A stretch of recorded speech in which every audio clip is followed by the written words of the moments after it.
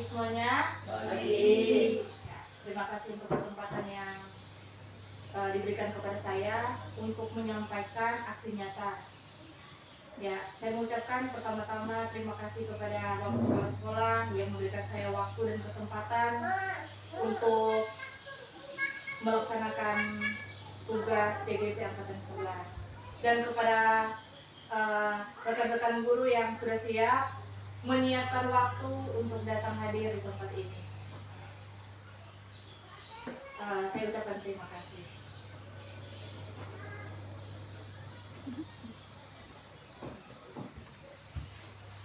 Ya, pada kesempatan ini Bapak Ibu, saya mau berbagi. Jadi saya berdiri sini bukan sebagai pengajar ya, tetapi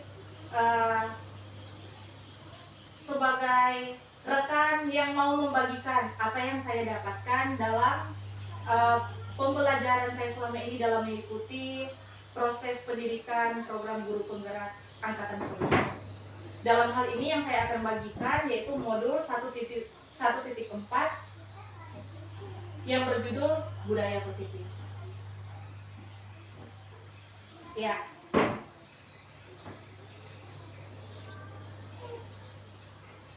Dalam modul 1.4 ini ada 6 aspek yang akan saya bagikan Bapak Ibu.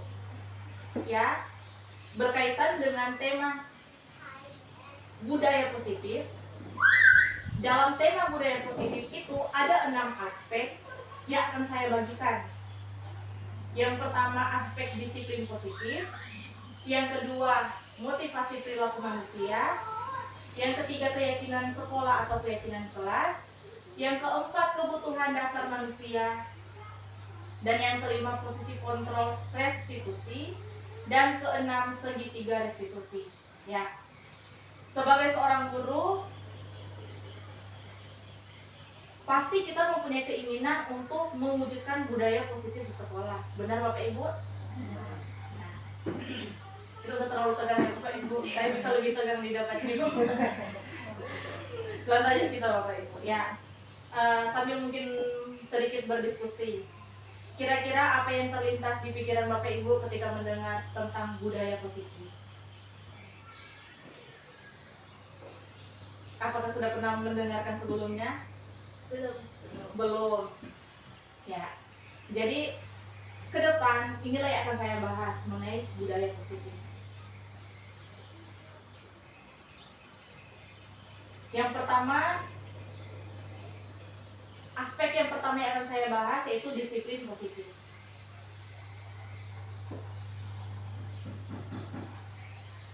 Ya, disiplin positif merupakan suatu cara penerapan disiplin yang mengajarkan anak bertanggung jawab dan menumbuhkan kesadaran diri berdasarkan nilai-nilai kebajikan. Itu merupakan disiplin positif Bapak Ibu. Jadi seperti ini yang saya dapat dalam program pendidikan dalam modul 1.4. Ternyata selama ini kalau pribadi saya ada beberapa hal yang keliru saya terapkan. Kenapa saya bilang keliru? Ketika memahami atau belajar tentang disiplin positif ini ternyata ada banyak hal yang keliru yang saya terapkan. Antara lain itu disiplin positif. Mungkin di pikiran kita disiplin positif itu berkaitan dengan apa? Aturan atau apa lagi Bapak Ibu? Dalam aturan biasanya ada apa Bapak Ibu? Biasanya kita kasih hukuman, sanksi terhadap peserta didik atau siswa yang melakukan pelanggaran. Ternyata yang saya pelajari disiplin positif ini tidak sama halnya dengan memberikan hukuman kepada murid. Bahkan dalam materinya itu mengajarkan kalau boleh hukuman ini tidak ada sama sekali, kecuali pelanggaran yang dilakukan oleh murid ini sudah menyentuh ranah hukum atau sudah merusak sarana prasarana sekolah yang mengakibatkan atau menimbulkan kerusakan yang fatal. Seperti itu. Jadi kalau bisa disiplin positif ini diterapkan tanpa adanya hukuman. Awalnya saya mendengar Bapak Ibu, di pikiran saya itu sepertinya menolak. Karena melihat keberagaman murid kita ya Bapak Ibu ya. Ada yang Untuk sekali dikasih tahu mau dengar. Iya Bapak Ibu ya. Tapi ada murid-murid juga yang dikasih tahu terus tetapi tidak memahami ya. Sepertinya kurang memahami apa yang kita katakan. Makanya terkadang itu yang menimbulkan kita akan memberikan hukuman. Ternyata dalam penerapan disiplin positif itu kembali lagi kita harus menerapkan yang ini Bapak Ibu, nilai-nilai kebajikan. Saya mungkin tidak akan membacakan satu persatu karena lumayan banyak, tetapi nilai kebajikan itu sendiri adalah sifat-sifat positif manusia yang merupakan tujuan mulia yang ingin dicapai setiap individu.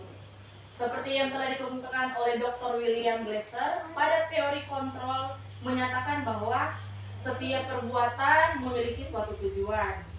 Dan selanjutnya, Diana Gosen mengemukakan bahwa dengan mengaitkan nilai-nilai kebajikan yang diyakini seseorang, maka motivasi intrinsiknya akan terbangun, sehingga menggerakkan motivasi dari dalam untuk dapat mencapai tujuan mulia yang diinginkan.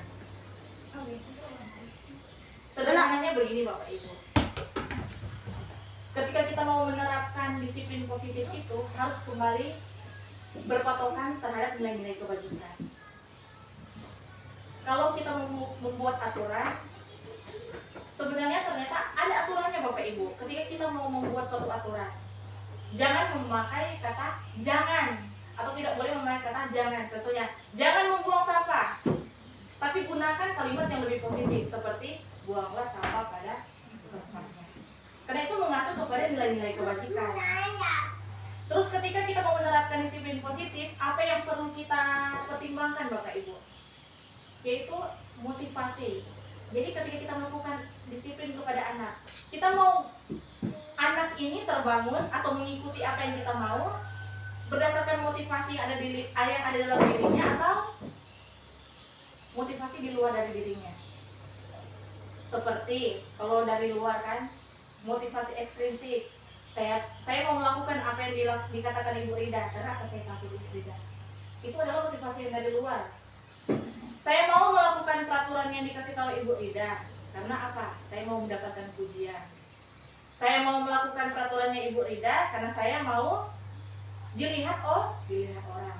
Itu sebenarnya motivasi yang hanya berlaku dalam jangka panjang, jangka pendek. Jadi sewaktu-waktu kalau dia tidak mau mendapatkan pujian dari Ibu Rida, nggak akan dilakukan yang apa Ibu Rida katakan. Jadi disiplin positif ini mengarahkan kepada motivasi intrinsik atau motivasi dari dalam diri siswa. Jadi bagaimana Bapak Ibu kita membangun motivasi yang di dalam diri siswa itu? Ketika mereka menjalankan disiplin positif, tentunya butuh proses ya Bapak Ibu ya. Tidak mudah seperti kita berkata-kata. Saya juga pas mempelajarinya seperti susah ini buat diterapkan kayaknya. Seperti itu. Tapi mari kita coba sama-sama belajar. Ya. Disiplin positif lebih ke arah disiplin diri yang dapat mengontrol diri dalam melakukan segala tindakan. Disiplin positif juga adalah disiplin diri dapat membuat murid memahami dan menyadari berdasarkan motivasi internal, bukan akibat paksaan, ujian, ataupun hukuman, seperti yang sudah saya jelaskan tadi. Jadi intinya dalam kita membangun disiplin positif itu berdasarkan nilai-nilai kebajikan Bapak Ibu. Kita mau anak-anak ini membuang sampah pada tempatnya. Kira-kira nilai apa yang mau kira-kira nilai apa yang kita inginkan untuk supaya tumbuh dalam diri anak-anak itu? Nilai apa Bapak Ibu? Boleh balik ke slide awal Bu, yang ada nilai-nilainya. Coba pilih di sini Bapak Ibu. Kelihatan kan? Oh betul kurang. Ya, jadi saya bacakan ada peduli,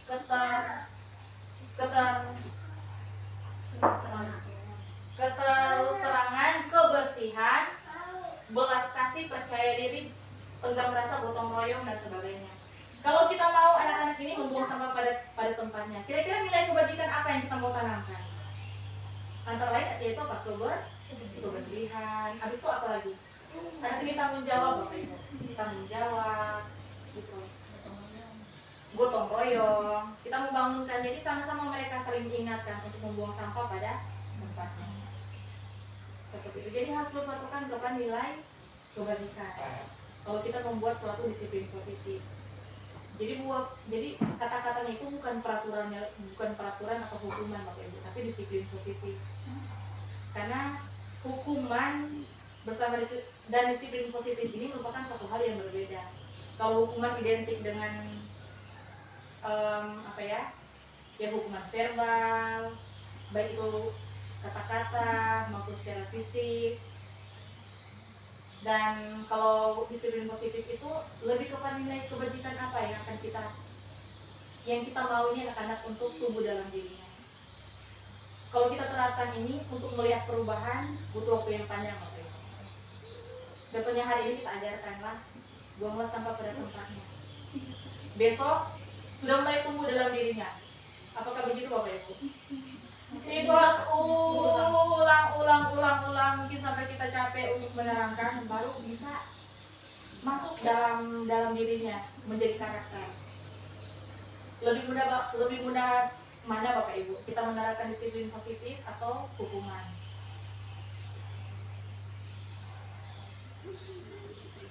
Disiplin positif. Kalau hukuman Bapak Ibu, ayo angkat tangan. Kalau enggak berdiri di tangan. Enggak apa-apa Bapak Ibu, saya juga seperti itu. Makanya pas saya baca saya bilang bisa nggak ini diterapkan? Seperti susah menurut saya Bapak Ibu. Kalau mungkin anak-anak yang dengar-dengaran, anak-anak yang manis lah, ayo. Tapi kalau yang ini yang harus 10 kali kita teriak, udah teriak pun kadang dia nggak dengar. Lebih cepat kita ambil jalan pintas, angkat sampah atau benar kan Bapak Ibu ya? Tetapi ternyata itu keliru. Yang kita bangun itu adalah motivasi ekstrinsik, motivasi yang hanya bertahan dalam jangka waktu tertentu. Mungkin kalau Ibu Ira suruh, mereka mau. Belum tentu kalau saya yang suruh. Karena apa? Motivasi ekstrinsik mereka karena mereka takut Ibu Ira. Kalau saya yang suruh belum tentu mereka ambil. Tapi kalau motivasi intrinsik yang kita bangun, mau siapapun yang suruh, mereka akan tetap lakukan. Seperti itu. Susah ya? Susah Bapak Ibu. Penuh kesabaran. Saya juga pas belajar itu benar-benar gimana mau diterapkan. Begitu. Mari kita sama-sama belajar. Selanjutnya, yang pertama ya. Tadi kan nilai-nilai kebajikan kan ada banyak Bapak Ibu. Nah ini dipersingkat dalam 6 karakter dalam profil pelajar Pancasila, yaitu beriman bertakwa kepada Tuhan Yang Maha Esa dan berakhlak mulia, mandiri, berkebinekaan global, bergotong royong, kreatif, bernalar kritis. Jadi untuk membuat disiplin positif dan peraturan, kita kembali dalam nilai-nilai ini Bapak Ibu. Yang tadi kan terlalu banyak nilai-nilai kebajikan yang umumnya. Kalau ini sudah dipadatkan Bapak Ibu dalam 6 karakter dalam profil pelajar Pancasila. Ya, yang pertama disiplin positif, yang kedua motivasi perilaku manusia. Mungkin sudah saya singgung tadi. Ya, 3 motivasi perilaku manusia. Ini yang coba kita lihat. Yang pertama untuk menghindari ketidaknyamanan atau hukuman. Ini motivasi intrinsik atau motivasi ekstrinsik Bapak Ibu. Kalau ingat ya Bapak Ibu, kalau in itu berarti dalam. Kalau X berarti di luar. Kalau in itu berarti yang muncul dalam diri. Ini termasuk dalam luar motivasi. Untuk mendapatkan imbalan atau penghargaan dari orang lain. Contohnya mengerjakan tugas. Saya biasanya Bapak Ibu untuk memotivasi anak-anak ini saya suka kasih hadiah. Ternyata nggak boleh, bukan nggak boleh, tapi suatu hal yang keliru. Kalau kita memotivasi, kalau kita tujuannya untuk jangka panjang, memberikan penghargaan, memberikan hadiah itu hanya bertahan dalam jangka waktu yang pendek. Contohnya kalau saya tidak bawa hadiah, masih nggak mau mereka antusias mengerjakan tugas. Kalau saya bawa hadiah Bapak Ibu, Yupi tidak satu lah. Saya tunjukin begini. Ayo, siapa yang kelar duluan dapat Yupi. Cepat mereka tulis. Tapi sewaktu-waktu saya coba nggak pakai, harus saya kontrol satu-satu. Harus saya datangi ke meja-mejanya. Ayo sudah. Apa katanya tadi? Tulai. Ya, kebanyakan memang. Capek. Yang ini dulu katanya, lompat-lompat dulu. Bosan gitu. Tapi kalau ada hadiah, nah cepat. Itulah yang dimaksudkan. Kalau kita membangun atau memberikan motivasi dari luar, itu hanya bertahan dalam jangka waktu yang pendek. Dan yang ketiga, untuk menjadi orang yang mereka inginkan dan menghargai diri sendiri dengan nilai-nilai yang mereka percaya. Nah, ini yang dimaksud dengan motivasi intrinsik, Bapak Ibu. Ketika mereka mengetahui nilai-nilai apa yang mau mereka terapkan dalam keseharian, baik di sekolah maupun di rumah, nah itu yang akan muncul, yang akan menjadi karakter. Contohnya, ayo ambil sampah. Perlu nggak dijelaskan kenapa mereka harus ambil sampah? Perlu sebenarnya, supaya lingkungannya bersih, ya, supaya kalian kalau di kelas itu kan belajarnya nyaman. Coba kalian bayangkan kalau dalam kelas sampah-sampah berserakan di mana-mana. Apakah enak dipandang atau tidak? Itu sebenarnya yang dibangun, walaupun lama. Memang lama untuk membangun itu. Kita memberikan pengertian dulu, tetapi menurut teori yang saya baca itu berefek jangka panjang.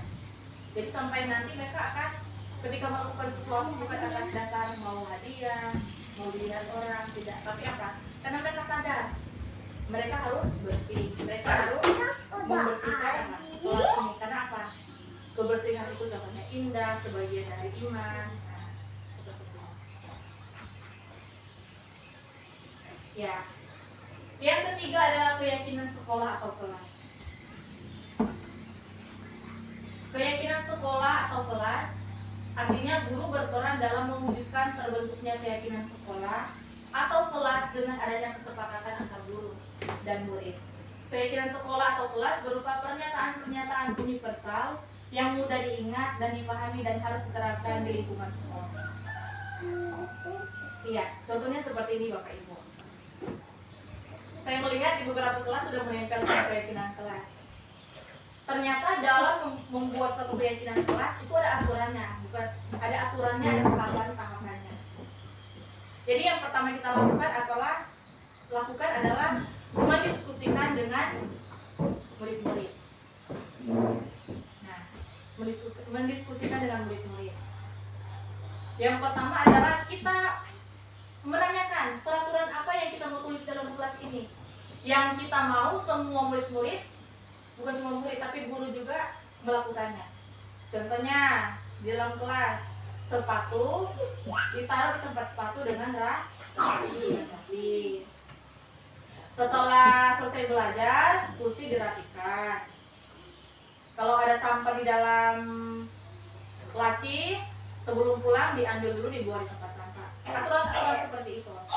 Tetapi seperti yang saya katakan tadi, dikemas dengan kata-kata yang mengandung makna atau nilai positif. Jadi hindari kata-kata yang merujuk kepada kata jangan. Jangan membuang sampah, jangan ribut. Kalau jangan ribut Bapak Ibu, kalau kita mau rubah ke kalimat yang lebih positif, kira-kira kalimat menjadi kalimat seperti apa? Jangan ribut. Kan nggak boleh pakai kata jangan.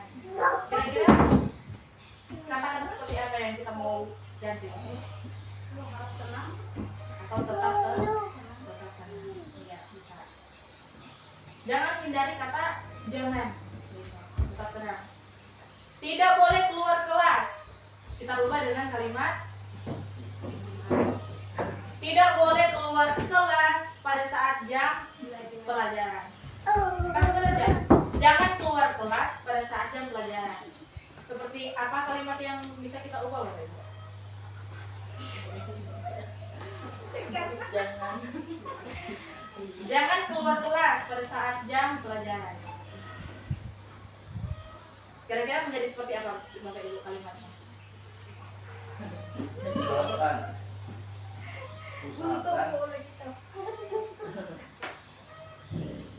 Usahakan untuk tetap di dalam kelas atau tetaplah di dalam kelas pada saat jam pelajaran. Intinya Bapak Ibu jangan pakai kata jangan, itu aja, nggak usah ribet. Jangan pakai kata jangan berisik, jangan ini. Karena kata jangan itu hanya merujuk kepada bukan tidak ada kesepakatan di sana. Itu hanya perintah yang mau guru untuk murid lakukan. Tapi kalau keyakinan kelas ini ada kesepakatan antara murid dengan guru. Apalagi anak-anak, kita membuat aturan keyakinan kelas dalam kelas kita apa? Contohnya kan ada yang suka usil Bapak Ibu. Tidak boleh usil pada saat belajar. Jadi mereka yang memunculkan. Mereka mau apa? Karena kalau dari mereka sendiri, mereka akan mudah untuk mengingat. Nanti ketika mungkin melanggar, kita akan tanya, masih ingat kira-kira kelas kita apa? Ingat Ibu, apa? Tidak boleh usil kepada teman. Nah, ingat. Tapi kalau kita yang buat sendiri, belum tentu juga mereka baca maksudnya. Walaupun kita tempel 10, kalau kita yang buat sendiri belum tentu mereka ingat. Tapi kalau kita sama-sama mendiskusikan dari ini apa kamu mau apa kita lakukan. Oh begini Bu, nah tulis. Tapi kita rangkai kalimatnya menjadi kalimat yang positif. Gitu, dan mengandung nilai-nilai kebajikan. Ya, selanjutnya kebutuhan dasar manusia. Ketika seorang murid melakukan suatu perbuatan yang bertentangan dengan nilai-nilai kebajikan atau peraturan, hal melanggar itu dikarenakan mereka gagal memenuhi kebutuhan dasar mereka. Jadi yang terakhir adalah kebutuhan dasar manusia. Yang selanjutnya kebutuhan dasar manusia. Jadi begini Bapak Ibu, ketika kita menjumpai ada anak-anak yang melanggar aturan, contohnya dia keluar kelas pada saat jam pelajaran.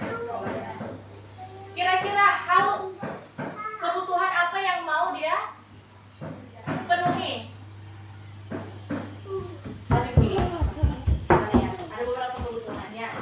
Kebutuhan dasar manusia yang harus dipenuhi ada 5. Yang pertama bertahan hidup, yang kedua kasih sayang dan rasa diterima, yang ketiga penguasaan, yang keempat kebebasan, dan yang kelima kesenangan.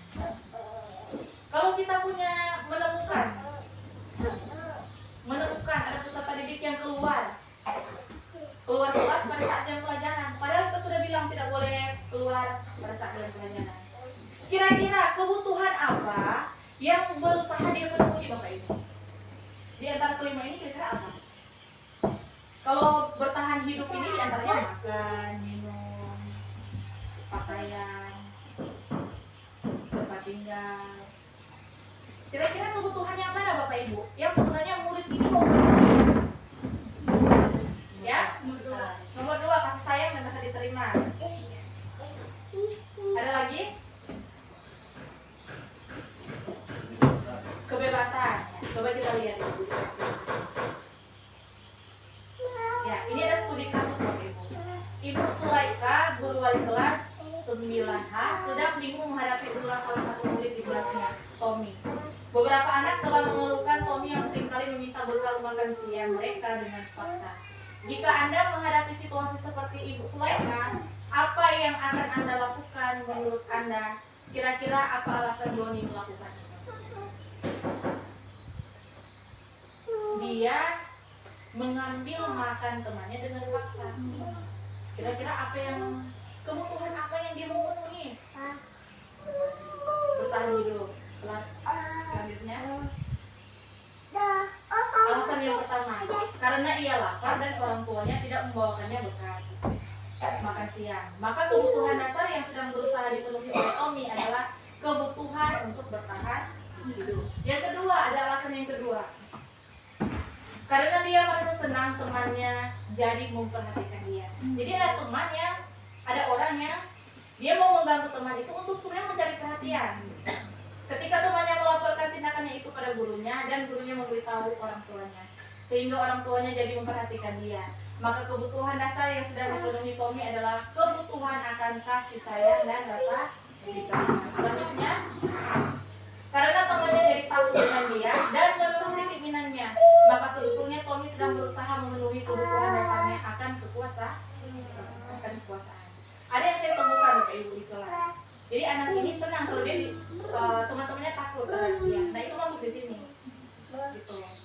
Kebutuhan dasarnya ingin kekuasaan. Nomor 4, karena dia merasa bosan dengan bekal makanan yang dibawakan ibunya dari rumah. Karena ibunya selalu membawakan bekal yang sama, oleh karena itu dia ingin mencolok makanan teman-temannya yang beraneka ragam. Maka Tommy sedang berusaha memenuhi kebutuhannya akan kebebasan. Selanjutnya, karena ia melakukannya karena iseng saja dan ia menikmati ekspresi wajah teman-temannya yang kesal karena diambil makanannya dan menuruti dia. Ekspresi teman-temannya itu lucu, maka berarti Tommy sedang berusaha memenuhi kebutuhannya akan kesenangan. Selanjutnya, ya. Jadi Bapak Ibu, ketika kita menemukan ada murid-murid yang melakukan hal yang di luar keyakinan kelas yang sudah kita sepakati, itu Bapak Ibu, ternyata ada kebutuhan dasar yang mau dia penuhi. Mungkin kan ketika kita melihat anak melakukan suatu kesalahan, kita langsung menjudge, nah kalau ini anak ini. Padahal ternyata ada suatu kebutuhan yang dia mau penuhi, entah itu bertahan hidup, entah itu kesenangan, entah itu kebebasan, kedewasaan, atau butuh kasih sayang. Iya. Mungkin kita melihatnya di kelas atau mungkin di rumah Bapak Ibu, kita punya anak kan. Kadang dia melakukan hal-hal yang kadang kita bikin kita jengkel. Ternyata ada kebutuhan yang berasa dia mau ingin penuhi. Bisa jadi itu kesenangan, bisa jadi itu apa kasih sayang, seperti itu. Selanjutnya posisi kontrol restitusi.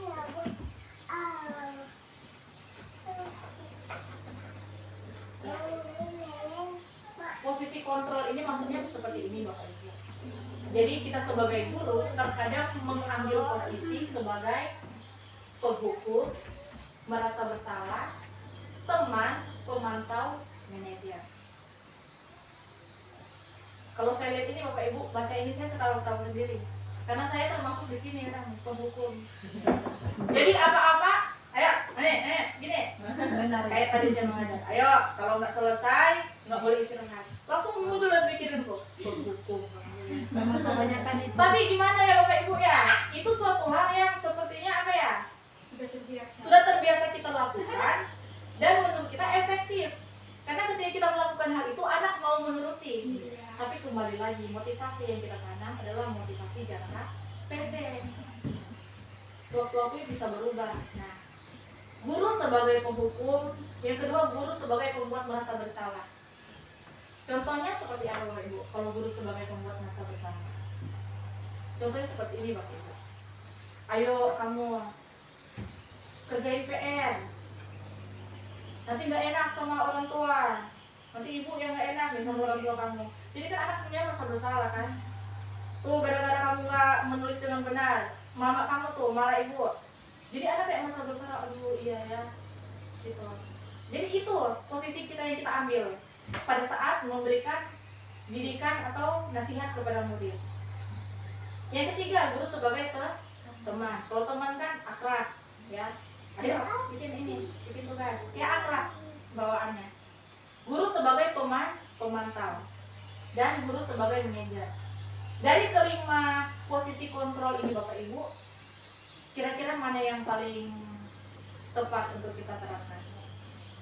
Kalau pemantau ini Bapak Ibu, jadi dia hanya menyuruh, memerintahkan, tapi dia tetap pantau.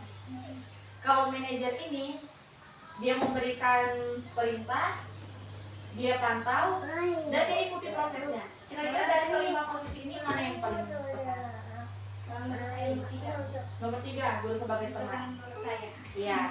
Nggak apa-apa Bapak Ibu. Ada lagi? Kira-kira yang paling tepat? Nomor 5. Kita lihat di slide berikut. Ini contohnya Bapak Ibu. Kalau posisi yang kita ambil sebagai penghukum seperti apa, pembuat rasa bersalah seperti apa, teman, pemantau, dan manajer. Kalau penghukum menghardik atau menunjuk-nunjuk, menyakiti atau menyindir. Seperti itu yang dia lakukan kepada murid. Kalau pembuat merasa bersalah, berceramah dan mengatakan seharusnya ibu kecewa. Aduh, ibu kecewa sama kamu. Kenapa kamu membuat hal seperti itu? Jadi anak merasa bersalah kan ketika mendengar kata-kata kita. Itu. Teman membuatkan alasan-alasan untuk muridnya. Pemantau menghitung dan mengukur.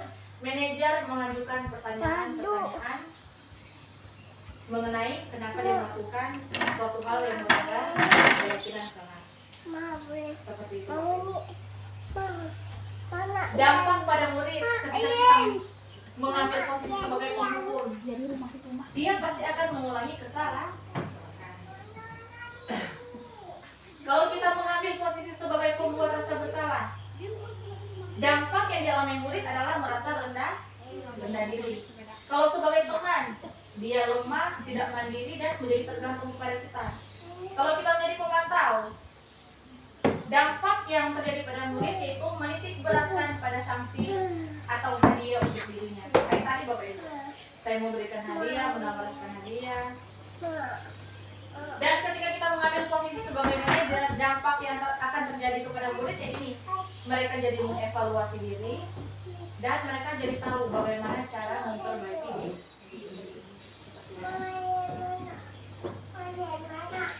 Ya. Di antara kelima posisi kontrol tersebut, sebaiknya seorang guru menggunakan posisi kontrol sebagai manajer. Ternyata yang paling tepat manajer. Karena posisi manajer ini membuat murid itu dampaknya mereka jadi mengevaluasi diri dan berbenah diri. Jadi efeknya itu jangka panjang.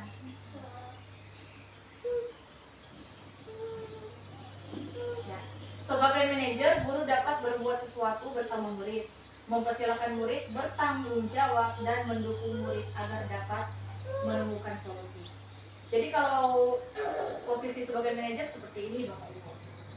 Ketika ada seorang murid yang bermasalah, kita ajak dia untuk bertemu, ya, kita tanya. Yang pertama yang kita lakukan apa Bapak Ibu? Menanyakan masalah. Terus mengatakan bahwa bukan hanya dia yang pernah melakukan kesalahan, tapi banyak juga yang pernah melakukan kesalahan. Terus yang kedua kita lakukan apa? Kita mengatakan bahwa hal yang dia lakukan itu adalah suatu hal yang salah karena sudah melanggar keyakinan kelas yang sudah disepakati. Dan yang ketiga kita tanya, sebagai manajer kita tanya, apa yang akan kamu lakukan ke depan di kemudian hari?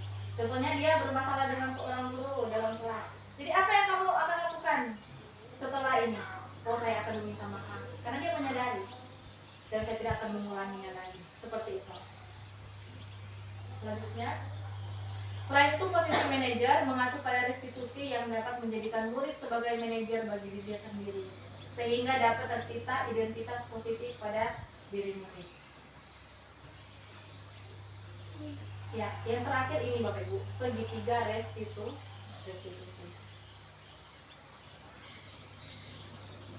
Dalam menyelesaikan masalah Bapak Ibu, masalah yang terjadi pada peserta didik yang kami pelajari ya Bapak Ibu, ini kita melakukan tahapan ini. Tahapan ini dinamakan dengan segitiga restitusi. Tahapan ini yang pertama yaitu menstabilkan identitas ya. Yang kedua, validasi tindakan yang salah. Yang ketiga, menanyakan keyakinan. Coba lanjut. Ya, menstabilkan identitas dilakukan berdasarkan prinsip bahwa membuat kesalahan adalah bagian dari proses pembelajaran yang nantinya akan menggeser identitas gagal ke arah identitas sukses. Maksudnya seperti ini Bapak Ibu. Ketika seorang anak keluar dari kelas, padahal pada saat itu ada pelajaran yang dikasih, Kita suruh dia menghadap, kita tanya, kenapa kamu tahu kenapa ibu panggil ke sini? Kau tahu ya. Langsung kita mulai ini Bapak Ibu, menstabilkan identitas. Kenapa kita harus menstabilkan identitas Bapak Ibu? Karena ketika mereka membuat kesalahan, mereka ada pada posisi identitas yang gagal. Mereka gagal menjadi murid yang mengetahui keyakinan, maksudnya seperti itu. Jadi menstabilkan identitas, kita bilang apa? Ya, semua orang pernah melakukan kesalahan. Jadi kan stabil ya. Dia tidak merasakan kalau dia ataupun semua murid atau semua orang pernah melakukan kesalahan. Bukan hanya kamu. Jadi tidak apa-apa, anggap ini suatu pembelajaran. Setelah itu kita masuk kepada sisi yang lainnya Bapak Ibu. Pertama menstabilkan identitas, yang kedua validasi tindakan yang sah.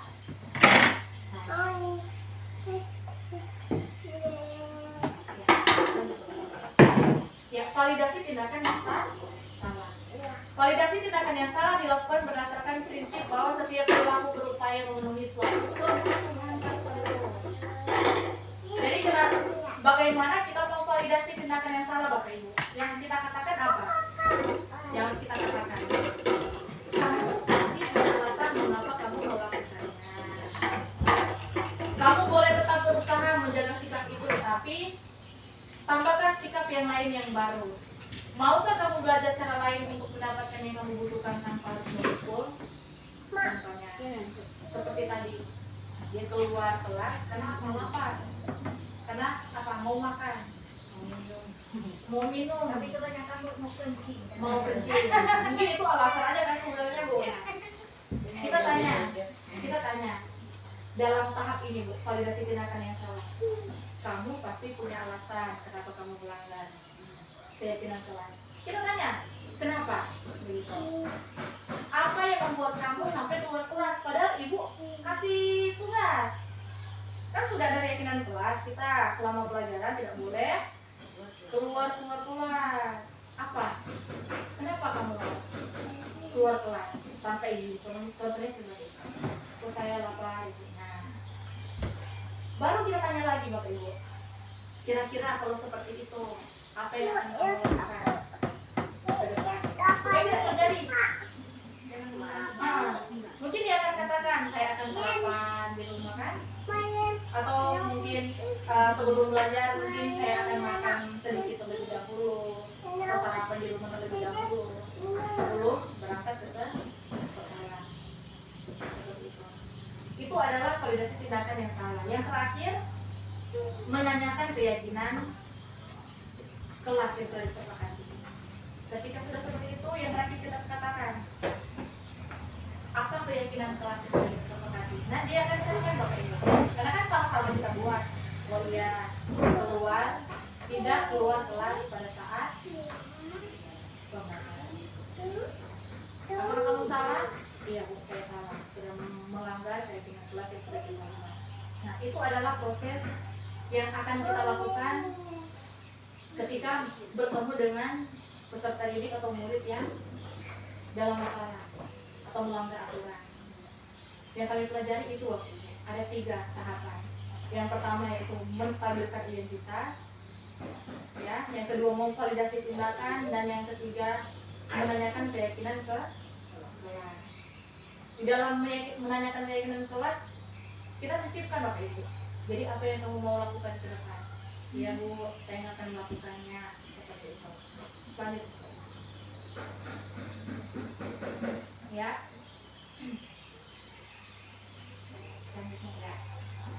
Jadi seorang guru yang baik harus memiliki kemampuan dalam mewujudkan budaya positif di sekolah. Budaya positif tersebut dapat dijalankan dengan menerapkan konsep-konsep inti seperti yang sudah kita belajar sama-sama tadi. Yang pertama adalah disiplin positif, motivasi perilaku manusia, keyakinan sekolah atau keyakinan kelas yang bisa kita buat. Nah, saya bukan wali kelas, gimana saya mau buat keyakinan kelas? Bisa Bu, saat mata pelajaran kita buat kesepakatan. Saat ibu mengajar, ayo, apa yang tidak boleh kita lakukan? Contohnya seperti itu. Oh ya Bu, ini nggak boleh bercerita atau apa? Nah, kita susun. Jadi itu akan kita bawa pada saat kita masuk ke kelas. Seperti itu. kebutuhan dasar manusia, posisi kontrol dan segitiga restitusi. Jadi dalam menerapkan budaya positif di sekolah Bapak Ibu, jadi keenam aspek inilah yang harus kita perhatikan. Ini berbagi ya Bapak Ibu ya. Jadi sama-sama kita tahu, sama-sama kita mendengar. Jadi ke depan kalau ada yang tanya pernah mendengarkan budaya positif, pernah ya. Sudah menerapkan dalam proses. Karena sulit Bapak Ibu. Apalagi ketemu anak yang seperti maaf Bapak Ibu, saya menyebut nama lah. Yang kayak mau di dia bisa nampar anaknya, bisa nampar temannya. Itu yang saya bilang, tetap dilakukan. Itu bilang, nggak bisa juga ibu mukul. Jadi susah kalau kita nggak begitu Bu. Dalam pikiran kita kan kalau kita nggak tegas, diinginin anak nih, nggak bisa dilawan. Cuma dalam materi yang saya belajar, Bapak Ibu, katanya nggak boleh kasih hukuman Bapak Ibu.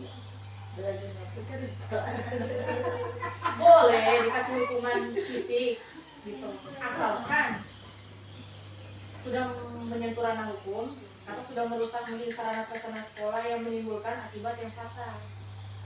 Dari gimana Bu? Dari Bapak Ibu gimana?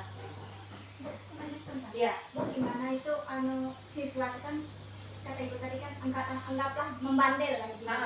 Kita kan dari menasihati dari yang bahasa halus, nggak mau dengar berkali-kali, terus kita bahasanya tinggi, nadanya itu gimana Bu?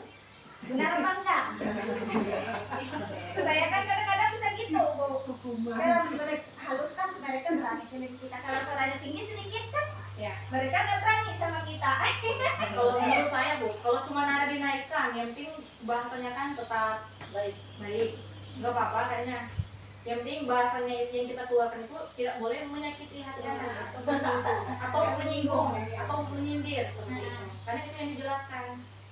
Soalnya hukuman ini bukan hanya berbentuk fisik, tapi verbal. Ketika kita bilang kamu nakal, kamu bandel, itu sudah menyakiti hatinya Bu. Tanpa kita sadari. Nggak perlu kita pukul. Kita ngomongnya kamu bandel, kamu bisa dikasih tahu. Udah masuk dalam hatinya kok.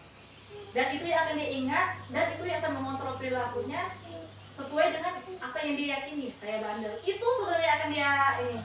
Kalau makanya Bapak Ibu, kalau saya ya walaupun dalam kenyataannya ya yang kayak mereka apa tuh Sera ya anak pintar gitu aja ya Bu, yo pintar walaupun kenyataannya kita tahu sendiri. Ayo anak pintar, pandai kamu ini bilang. Jadi seperti itu. Ayu. Jadi itu yang daripada saya menggunakan kata-kata yang tidak baik kan, di sisi lain juga tanpa sadar kita menyakiti hati anak, yang penting positif ya kata-kata yang Bapak Ibu. Walaupun yang mungkin tersirat makna lah, yang mungkin sebaliknya sebenarnya yang kita mau katakan. Tapi ya kamu pintar, hebat kamu. Tahu? Gitu. Jadi mungkin yang menurut saya seperti itu Bu. Kalau cuma nada yang dinaikkan kan, yang penting kata-katanya tetap positif ya. Apa enggak masalah. Cuma itu loh. Sesuatu kebiasaan yang sudah kita jalankan kan, untuk merubah itu pelan-pelan. Nggak bisa juga langsung. Hari ini kita begini-begini, tiba-tiba besok, ayo angkat sampah. Bukan. Bisa kaget anak-anak, kenapa?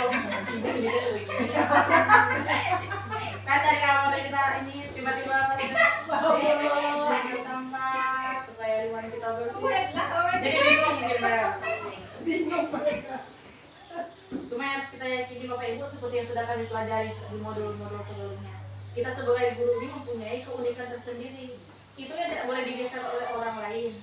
Jadi cara kita mengajar, cara kita memberikan pengertian terhadap anak, itu kembali lagi kepada diri kita sendiri.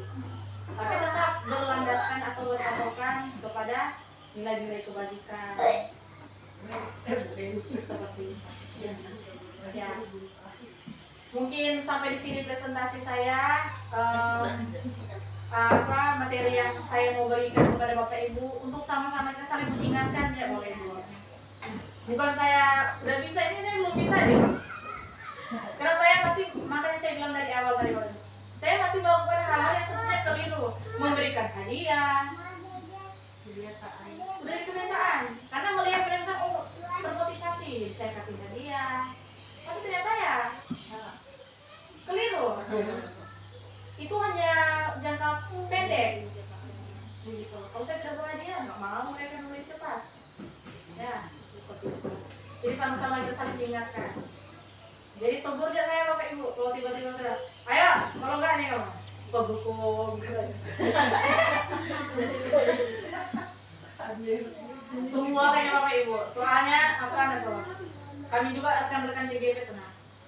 Gimana kalau kita nggak bisa pakai yang posisi kontrol pembuku itu? Mereka nggak akan dengar. Semua begitu juga. Cuma itu dia Bapak Ibu. Kita apa ya? Bukan terbentur ya. Ternyata ada apa ya? Materi atau pengetahuan yang lain yang boleh kita pelajari. Coba terapkan. Karena kan hal-hal materi-materi yang sudah dibentuk ini kan berdasarkan penelitian yang sudah terjadi seperti itu. Jadi apa salahnya kalau kita mencoba? Siapa tahu kan mungkin perubahan yang kita lihat bukan dalam waktu yang singkat ya terjadi ya. Mungkin nanti ke depan mereka sudah lulus, mereka ingat oh ini yang diterapkan Ibu Rida waktu itu ya. Harus rajin sekolah karena saya bisa harus membahagiakan orang tua. Mungkin belum sekarang kita lihat Bapak Ibu, tapi percaya nilai-nilai yang kita tanamkan itu tertanam dalam hatinya. Seperti itu. Nah, terima kasih, akhir kata terima kasih kepada Bapak Ibu, kepada Bapak Kepala Sekolah yang sudah memberikan waktu dan kesempatan, kepada guru-guru yang sudah mau meluangkan waktu untuk mendengarkan pemaparan, walaupun banyak sekali kekurangan, penjelasan-penjelasan yang mungkin kurang dimengerti, ya sama-sama kita sudah membayar. Ya, demikian presentasi saya ucapkan terima kasih.